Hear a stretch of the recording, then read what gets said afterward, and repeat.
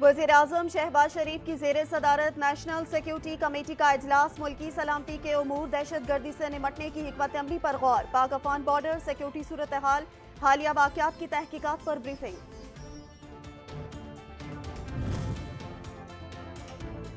Peoples party के रुकन कौमी असेंबली महेश मलानी ने थर पारकर में मकामी कोयले से 330 मेगावाट बिजली पैदा करने के मंसूबे का इफ्तिताह कर दिया। मंसूबे के इफ्तिताह से थरकोल से बिजली की पैदावार तकरीबन 3000 मेगावाट हो गई। थर के ज़खायर से 2 सदियों तक 1 लाख मेगावाट बिजली पैदा की जा सकती है।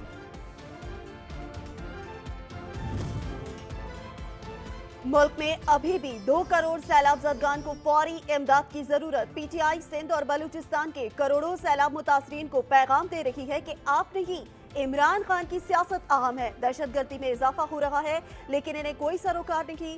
शहरी रहमान की तहरीक इंसाफ क़यादत पर तनकीद।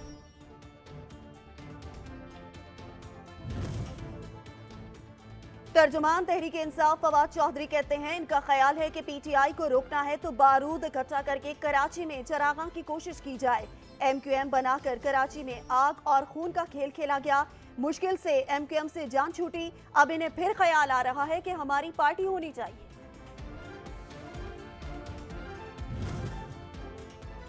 वफाकी दारुल हुकूमत में मुमकिना दहशतगर्दी का खतरा। नाकों पर इस्लामाबाद पुलिस के साथ एफसी एहलकार तैनात करने का फैसला। 25 नाकों के लिए 1000 एफसी एहलकार मंगवा लिए गए।